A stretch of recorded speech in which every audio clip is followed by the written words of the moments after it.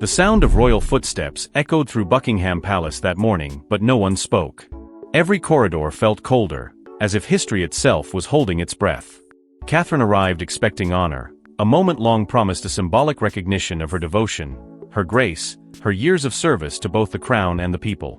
Yet beneath the glittering chandeliers and silent portraits, something darker was unfolding. For in the gleaming royal box lay something sacred: Princess Diana's crown, and it wasn't waiting for her. When Charles lifted the velvet lid, the truth unfolded like a knife cutting through royal bloodlines. Before we go deeper into what this really means for the royal family, make sure to subscribe so you don't miss a single update. From the moment Catherine entered, she sensed something was off. The air was too still, the courtiers too quiet. Faces turned toward her, only to turn away again as if instructed to conceal what they already knew. She caught faint glances exchanged between the attendants, swift, guilty, filled with dread. Even the flowers arranged in the hall, lilies and white roses, carried an unintended symbolism: purity surrounded by mourning.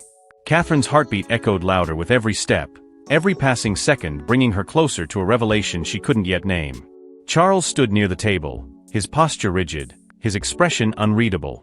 Gone was the warmth that once softened his words. In its place stood a man rehearsed, formal, and curiously detached. When their eyes met, she searched for reassurance, but found only a quiet determination that chilled her to the bone. The gesture he was about to make was not born of love or pride but of power. His voice was steady when he spoke, yet every syllable trembled with finality. Catherine's gaze fell upon the box, its deep crimson velvet glowing under the pale morning light. She knew what was inside. Everyone did. The crown once worn by the woman who defined compassion, elegance, and rebellion, the late Princess Diana.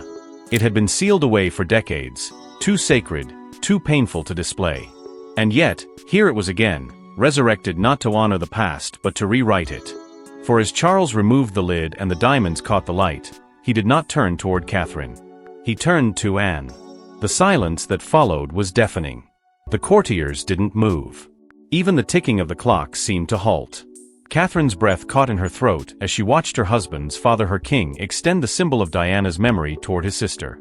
It was a gesture so deliberate, so unyielding, that it stripped the air of all pretense. For years, Catherine had been seen as the embodiment of Diana's legacy, the woman who carried forward her grace, her empathy, her quiet strength. And now that very legacy was being taken from her, publicly, ruthlessly, without a word of explanation. Her mind raced to find reason. Was this punishment? A message? Or perhaps something deeper, an unspoken warning to never outshine the memory of the one who came before? Her eyes darted to Anne, whose expression was impossible to read. Calm, dutiful, resigned. Yet behind that composure flickered something else, a silent understanding that this moment carried weight far beyond ceremony. Between them passed a glance, one of quiet recognition. Neither wanted this. But the decision had already been made. Charles's words were brief, ceremonial, and painfully impersonal. He spoke of tradition, of continuity, of honoring the crown's unwavering commitment to family and service. But his tone betrayed the truth: it wasn't about tradition at all. It was about control. About reclaiming a narrative he believed had slipped too far into sentimentality. Catherine stood motionless, her eyes glistening as realization took hold. Every smile, every act of loyalty, every sacrifice she had made had led her here to be silently replaced by another woman, one who would never challenge the old order. When the brief ritual ended, applause never came. Even those bound by protocol couldn't bring themselves to mask their discomfort. Catherine's world had shifted in a single breath. She had entered expecting a crown of legacy and left carrying the weight of humiliation. But what the world saw as a royal formality was, in truth, the beginning of a rebellion, one that would shake the very idea of who deserves to wear Diana's legacy. Few relics in royal history carry as much whispered danger as Diana's crown. After her death, it was said to be locked away, forever hidden deep within the palace vaults, far from the world that once adored her. The story went that Charles himself had ordered it sealed, unable to bear the reminder of the woman who defied every royal rule and captured every heart. But behind those sealed doors, the crown became more than jewelry, it became myth. Some said it was cursed, that every sparkle of its diamonds carried the weight of betrayal and sorrow. Others believed it was protected, waiting for the day it would return to the head of another woman worthy of Diana's legacy. No one imagined that day would come under such controversy or that it would belong not to Catherine, but to Anne. For years, the crown had been untouchable. It symbolized a love story that ended in tragedy, a royal institution that nearly crumbled under the weight of its own secrets. After 1997, the monarchy treated it like a wound, something too delicate to expose. When curators whispered about it, they spoke with unease, describing it as the forbidden heirloom, a relic too heavy with emotion to be worn again. But Charles's reign changed everything. Faced with a growing crisis of faith within his own family and the shadow of his late wife still haunting the public imagination, he made a decision that startled even his closest advisors. Diana's crown would rise again. Advisors protested behind closed doors. They warned him that bringing back the crown would not honor Diana, it would reopen wounds the nation had barely healed from. One reportedly told him, "That crown doesn't belong to the monarchy anymore, it belongs to her memory." But Charles, stubborn and wounded by years of comparison, saw it differently. He believed that by reintroducing the crown, he could reclaim control over the narrative that had long escaped him. To him, it wasn't about tribute, it was about reclaiming power. And yet, the question remained, who would wear it? For the public, there was only one answer: Catherine. She had become the embodiment of the values Diana once stood for: compassion, grace, quiet resilience. The media called her Diana's echo, a woman who modernized royalty without breaking its essence. People saw her as the living continuation of a legacy that the crown had once tried to bury. Even within palace circles, it was quietly expected that when the moment came, Catherine would inherit what Diana once wore, not for vanity, but for symbolism. But Charles defied that expectation. He turned instead to his sister, Princess and the one royal who never sought the spotlight, never courted sympathy, and never allowed emotion to eclipse duty. To the public, it was unthinkable. To the palace, it was strategic. By giving the crown to Anne, Charles was sending a message. The monarchy's loyalty was to service, not sentiment. It was an act that stripped the crown of its emotional meaning and recast it as a symbol of discipline, not devotion. For Catherine, however, the decision struck deeper than humiliation. It was personal. The crown represented more than jewels, it was the connection between two women shaped by the same weight of expectation, the same scrutiny, the same longing to belong in a world that often refused to let them. Watching it placed upon another's name was like watching her own identity as Diana's successor be quietly erased. But to understand why Charles chose Anne over Catherine, one must dive into the darker tides beneath their smiling portraits, the politics of inheritance, loyalty, and revenge. Behind the gilded doors of Clarence House, Charles had grown tired of whispers questioning his leadership. He saw them everywhere, in the headlines, in the interviews, in the way the public's gaze shifted toward Catherine with every charitable act, every graceful appearance, every echo of Diana's warmth. The people adored her not because she was royal, but because she felt real. And that was what terrified him. For in every applause for Catherine, Charles heard the haunting refrain of the past: Diana's name, whispered like a ghost that refused to leave his reign in peace. The king was done sharing his throne with ghosts. And so, in the secrecy of royal meetings and hushed consultations, a ruthless idea began to take shape: to silence Diana's spirit once and for all by crowning someone untouchable, someone immune to public sentiment, his sister, Princess Anne. For years, Charles had endured the painful truth that the public never truly forgave him. No matter how carefully he presented himself, how dutifully he fulfilled his role, the shadow of Diana lingered. When Catherine entered the family, she became both a reminder and a rival, an unintentional mirror reflecting everything the world had lost. The newspapers called her the People's Princess Reborn, a comparison that Charles could neither escape nor tolerate. Behind closed doors, aides spoke of his growing irritation. They described meetings where his voice would harden at the mere mention of her rising popularity. "We cannot have another Diana," he was once overheard saying, his tone icy, his jaw tight. That phrase became more than frustration, it became policy. His advisors, caught between loyalty and fear, recognized the storm brewing behind his composed exterior. Some tried to dissuade him, suggesting Catherine's appeal could be harnessed to modernize the monarchy.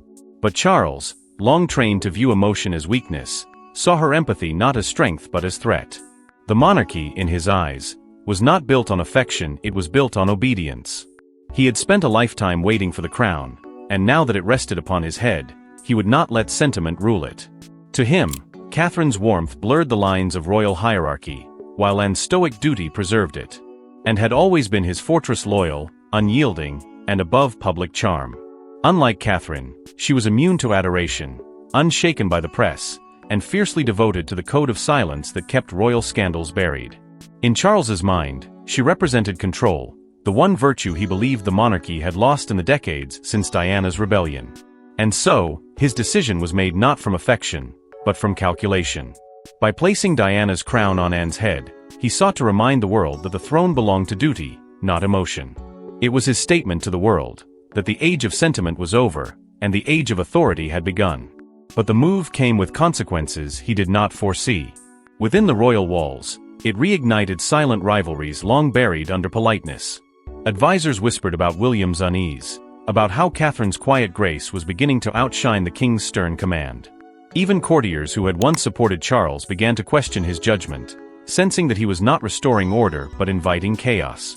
Every decision made to secure his power seemed only to expose his insecurity. And as he watched the public's reaction unfold, outrage, disbelief, sympathy for Catherine, Charles failed to see the deeper damage he had done. He had not only wounded the woman who represented Diana's enduring influence, he had reopened the fractures within his own bloodline. What he saw as reclamation was, in truth, rebellion waiting to happen. And while Charles thought he was reclaiming power, he unknowingly lit the fuse beneath a silent emotional collapse Catherine's. She smiled before the cameras, but behind the curtain, her body trembled. That night, Catherine was seen leaving a private corridor in tears. Her staff tried to follow, but she waved them away with a trembling hand. For hours, she locked herself behind the gilded door of her quarters, the sound of her quiet sobs echoing faintly through the marble halls. The woman once hailed as the monarchy's brightest future had been stripped of something far deeper than ceremony. It wasn't just about a crown, it was about being erased, piece by piece, from the story she had helped hold together. In public, Catherine's composure remained flawless.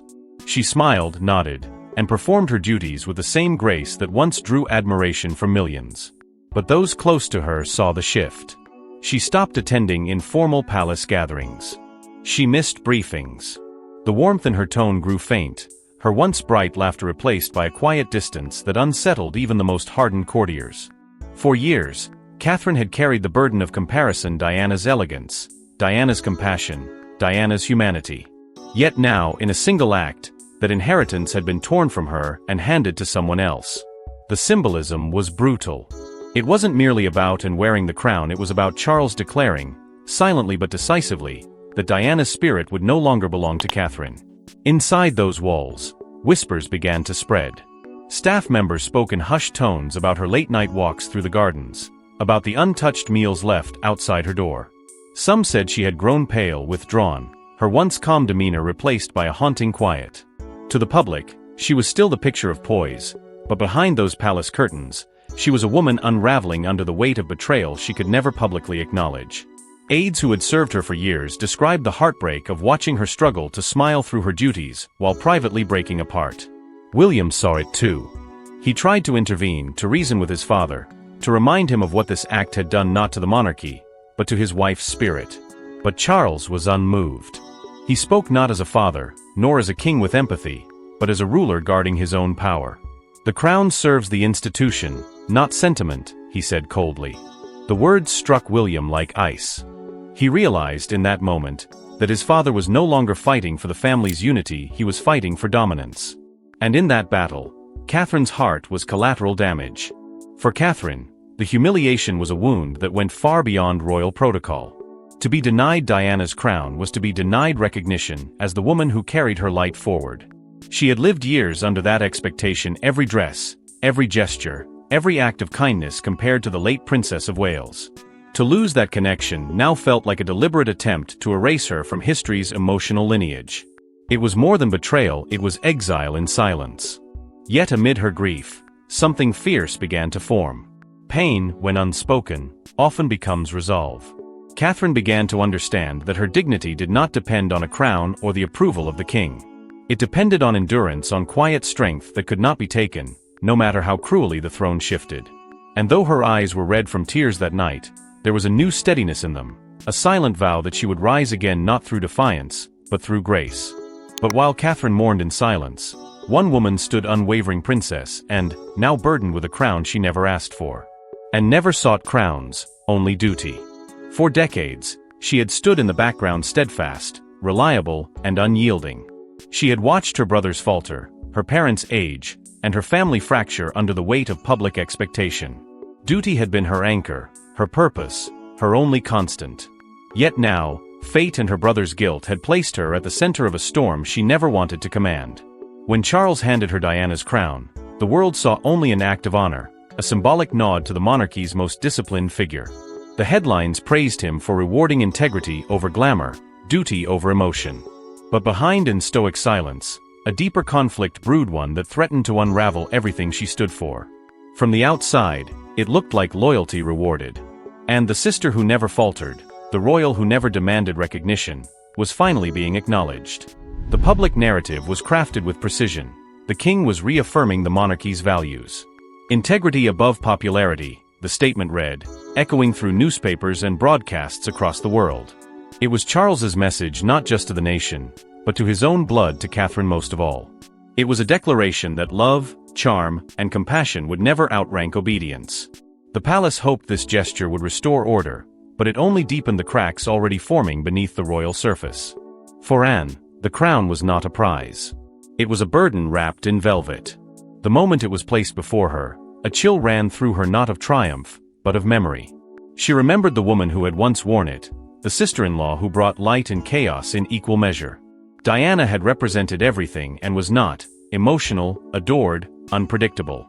And now, wearing that crown felt like carrying her ghost. Each diamond gleamed like a memory she hadn't asked to inherit. The weight was not measured in gold, but in guilt. She had not taken it from Catherine, she had merely accepted her brother's will. But acceptance did not bring peace. It brought shame. Behind palace doors, Anne's restraint cracked in rare, private moments. She confided quietly to her closest aide that she felt she was wearing a crown soaked in memory. Rumors soon began to circulate that Anne had considered returning it to the vault, that she believed it should have stayed where time had sealed it beyond reach, beyond manipulation. But Charles's command was clear. To refuse the crown would be to question his authority in front of a nation still divided over his reign. So she obeyed, as she always had. Yet obedience came at a cost. The public image of an once untouchable was now caught in controversy. The reaction outside the palace was unlike anything she had expected. Some saw her as the perfect choice, a woman of unshakable integrity, finally recognized for her service. Others accused her of complicity, of betraying both Diana's legacy and Catherine's dignity. The media dissected her every gesture, searching for guilt in her eyes, conflict in her posture. She said nothing, but her silence spoke volumes. Behind her composed facade was a heart quietly breaking for the damage her acceptance had caused. Everywhere she went, the whispers followed. Diana's curse, they murmured again. The same phrase that haunted the crown now seemed to haunt her.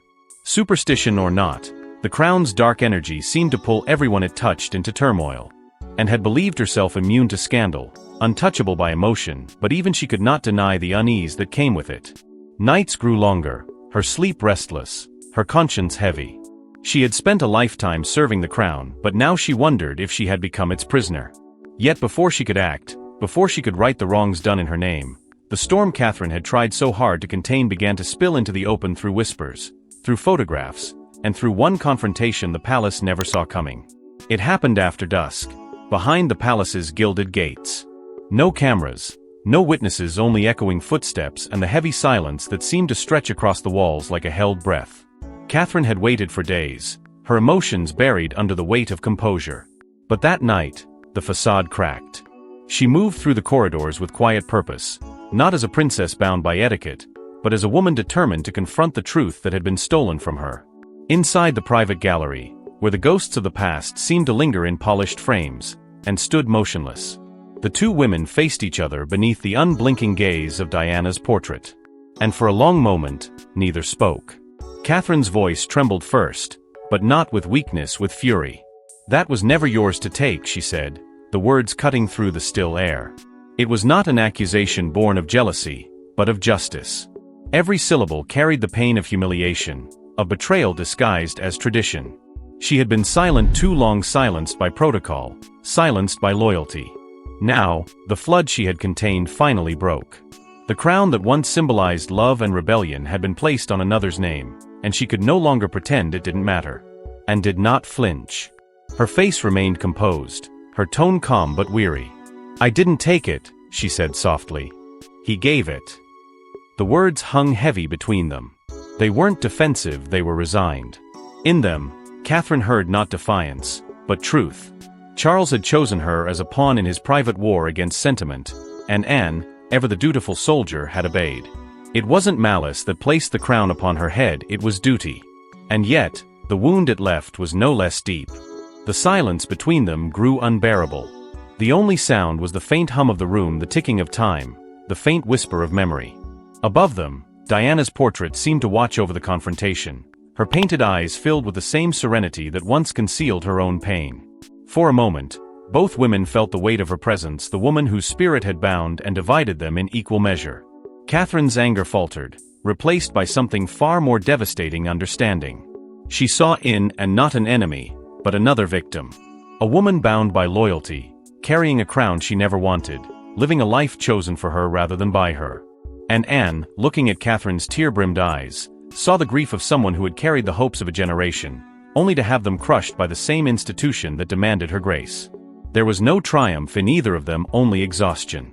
Catherine took a slow breath and stepped closer, her voice low, almost breaking. "You'll wear it," she whispered, "but it will never belong to you. It belongs to her." Her gaze flicked toward Diana's portrait, and for a fleeting second, the two women shared something sacred, a silent acknowledgement of the past neither could escape. And didn't reply. She simply bowed her head, as if accepting a sentence she had never deserved.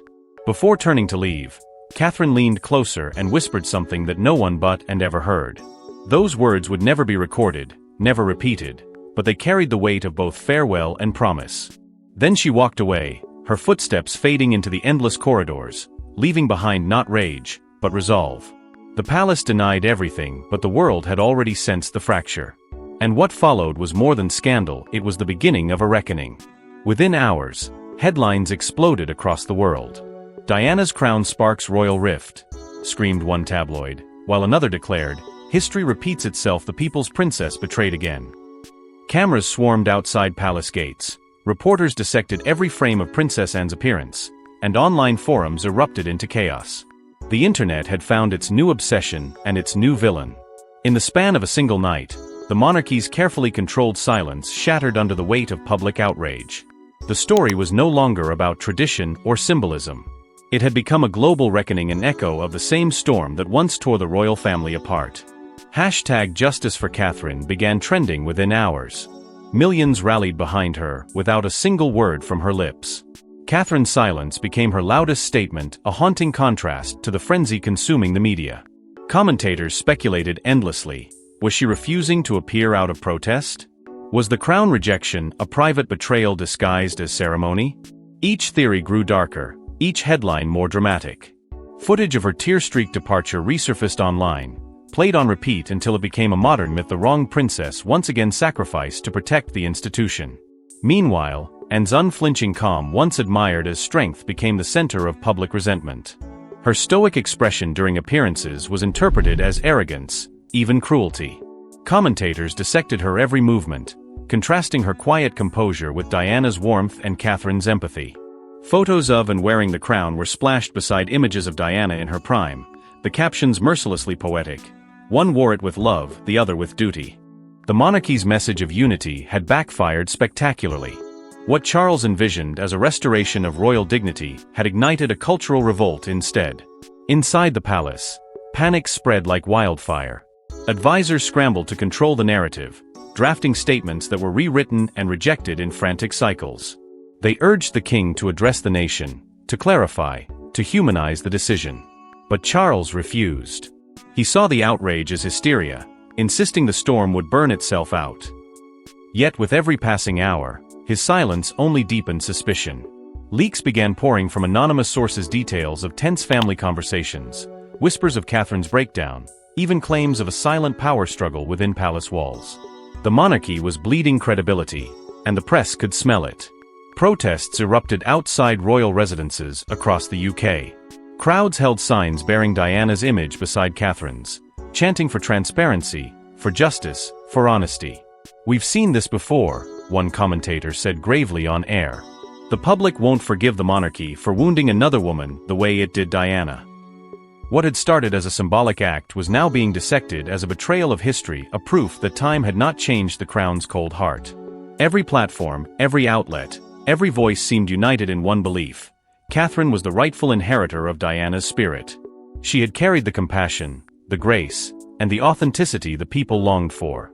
And by denying her, the crown had denied the very humanity it once sought to reclaim. The narrative could no longer be controlled. What had begun as a royal gesture of tradition had transformed into a global morality play: love against power, empathy against ego, history repeating itself in cruel symmetry. But amidst the chaos, as journalists sharpened their pens and millions demanded answers, something unexpected surfaced: a quiet message that began circulating through the press offices. It wasn't from the palace press team, nor from Charles's council. It bore the signature of one woman, and its contents would change everything. The message was signed simply, Anne. Days after the uproar, the palace released a letter that stunned the world. Written in Anne's own hand, it was no formal statement, no polished piece of royal rhetoric. It was raw, unguarded, and deeply human. The public had expected denial and explanation, perhaps even justification. What they received instead was confession. In graceful but trembling ink, and revealed that she had never wanted the crown, calling it a symbol that belongs to peace, not power. Her final words cut through the noise like thunder: for some inherit duty, others inherit love. Diana chose love, and so does Catherine. With that one sentence, and shattered the silence that had been strangling the monarchy. Royal aides confirmed the letter's authenticity within hours. It was not a fabrication, not a leak. It had come directly from Anne's private study, a deliberate act of courage. Her words carried an emotional weight that official press releases could never replicate. The tone was neither rebellious nor submissive, it was resolute. She acknowledged her brother's decision, accepted his authority, yet made clear that conscience would always outweigh command. It was both an apology and a reckoning, a gesture that reached out to the public, to Catherine, and even to Diana's lingering shadow. For the first time, the royal facade cracked not through scandal, but through truth. The reaction was immediate and electric. The same media that had vilified in days earlier now called her a peacemaker, a woman of conscience standing against the tide of royal pride. Newspapers that once dissected her stoicism now praised her vulnerability. And restores humanity to the monarchy, one headline read. Social media transformed the letter into a declaration of moral victory. Catherine's supporters saw it as validation that even within the palace walls, her pain had been seen, her worth acknowledged. The narrative shifted almost overnight, and the dutiful soldier had chosen compassion over silence. And in doing so, she inadvertently restored Catherine as the rightful heir to Diana's emotional legacy. But within the palace, the atmosphere was far from celebratory. Charles's fury was quiet but volcanic. To him, the letter was betrayal disguised as humility. It undermined the very foundation of authority he had tried to reassert. Behind closed doors, he accused Anne of turning the family's private matter into a public spectacle. His official response, crafted by advisors in a flurry of late-night meetings, was as measured as it was cold. The crown remains a symbol of unity and service, it read. But the subtext was clear: obedience had been broken. William, caught in the crossfire, chose silence. To the public, he appeared dignified, reserved, loyal to both sides. But those close to him knew the truth. His silence wasn't neutrality, it was protection. He knew his wife's heart had been torn, and his father's pride had been wounded. To speak would only deepen the fracture. So he did what generations of royals had done before him: he waited, hoping that time would heal what words could not. Yet time did not heal, it exposed. The letter, meant to calm the storm, only revealed how fragile the king's command had become. Whispered reports of dissent began to surface, not from outsiders but from within the palace itself. Advisors disagreed, aides murmured, and even loyal courtiers began to question the wisdom of a crown that could silence love so easily. Anne's letter had not just apologized, it had declared independence of the heart. But letters could not undo what had been seen, nor the wounds that had been opened. The final act came not from the pen but from the heart. On a misty evening weeks after the chaos had settled, a discreet black car arrived at Kensington Palace. No entourage. No cameras. No guards in ceremonial stance. Inside sat Princess Anne, her expression unreadable, Her hands clasped around a velvet box, the same one that had shattered Catherine's faith, divided the public, and resurrected the ghost of Diana herself. It was not an official visit. It was an act of conscience, hidden from the eyes of a world too eager for spectacle. Two women, bound by legacy and pain, were about to share a moment that no crown, no title, could ever define. Catherine greeted her in silence. The air between them was fragile, weighted with everything left unsaid: the betrayal, the sorrow, the understanding that neither of them had truly won. And placed the box on the table between them. For a long moment, neither reached for it. The silence was not cold but reflective, almost reverent. Anne's voice, when it came, was low and steady. "This was never mine," she said. It wasn't an apology. It was something far deeper, an acknowledgement of truth. Catherine's eyes softened. She understood now what the world could not, that, and had never worn the crown with pride, only with duty. When Catherine finally opened the box, the jewels no longer glittered with defiance or grief. They seemed subdued, humbled by time and memory. She didn't cry. There were no tears left, only quiet strength. "Let her rest," she whispered, her voice trembling but sure. It was not just Diana she was speaking of, it was all that had come undone because of that crown. Every rivalry, every misunderstanding, every wound reopened in the name of legacy. And nodded, and together they closed the lid, sealing not just the crown but an entire chapter of royal history. No one outside that room would ever know the full truth. The palace would never release a statement, and the public would never see the moment of reconciliation that followed. There were no witnesses, no records, just two women united by the invisible scars of their positions. Catherine didn't ask for the crown again. She no longer needed it. She had reclaimed something far greater: her dignity, her peace, her ability to forgive. And in Anne's quiet act of humility, the monarchy had found its most human gesture in decades.